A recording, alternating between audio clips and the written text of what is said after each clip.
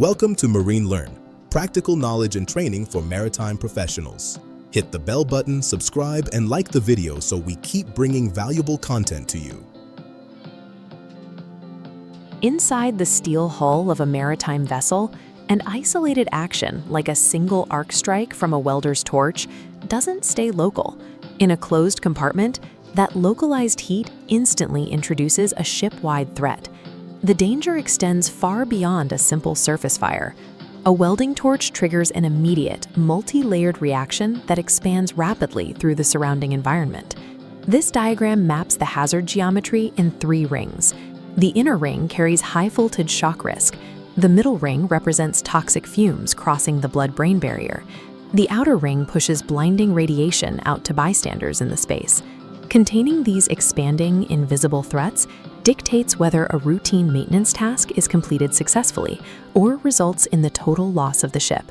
This circular diagram establishes the hot work permit as a sequenced engineering protocol. It acts as a defensive perimeter, where missing a single item compromises the entire architecture holding back that central spark. To prevent breach, the system relies on an interlocking triad: the ship's master, the port chemist, and the repair company. The master handles risk assessment. The chemist provides scientific validation. The repair company executes strict tactical parameters. A signed piece of paper cannot stop a fire. True safety requires physical engineering defenses, relentlessly verified by this exact chain of command. The physical defense sequence begins with the immediate invisible environment, neutralizing the atmosphere surrounding the worksite. This gauge represents an absolute mandate. The hydrocarbon vapors in the air must be strictly tested and then continuously maintained at less than 1% of the lower flammable limit. This cross-section diagram shows why passive air circulation is insufficient. The operation requires local exhaust ventilation.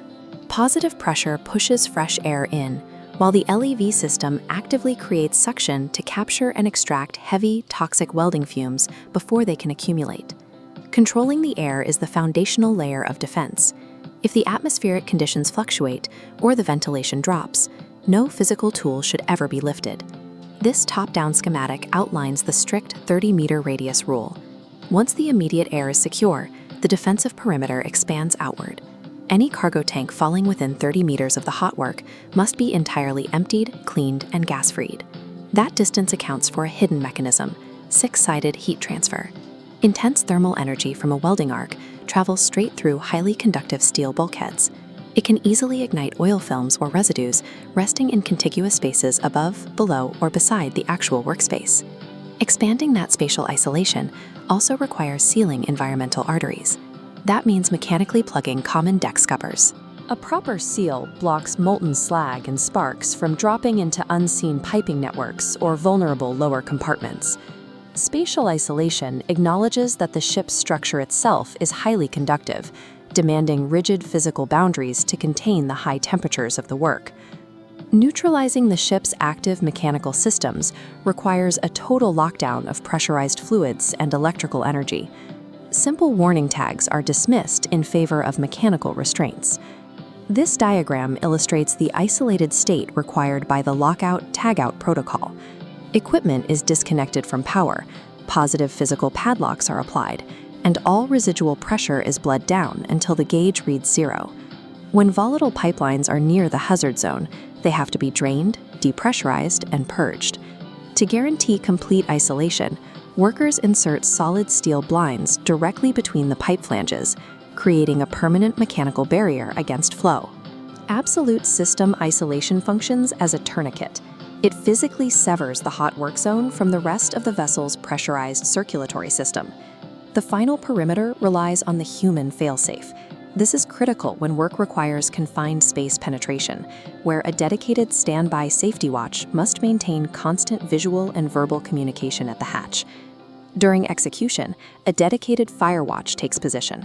Their sole operational focus is to monitor the immediate area and those adjacent heat transfer zones, ready to act the second a stray spark lands or a painted coating ignites. But human reaction times mean nothing without zero-delay extinguishing capabilities. Both main and emergency fire pumps must be verified. hoses physically laid out, and the fire mains kept actively pressurized before the job even starts. When passive structural defenses confront the unpredictable reality of an active worksite, vigilant human oversight backed by immediate pressurized water is the ultimate active defense mechanism. This operational readiness matrix frames the hot work permit as a living document, dependent entirely on the environment remaining in a perfect, unbroken go state across all parameters. Conditions degrade over time. Combustible gases can slowly rise in what is known as atmospheric drift, which is why ongoing, frequent gas checks remain mandatory as the job progresses. This timeline shows that the highest risk for catastrophic fire often comes from the delayed ignition of unseen residues. The threat doesn't disappear when the torch is turned off, mandating a strict 30-minute post-work watch while the metal cools. Maritime safety is a continuous chronological process.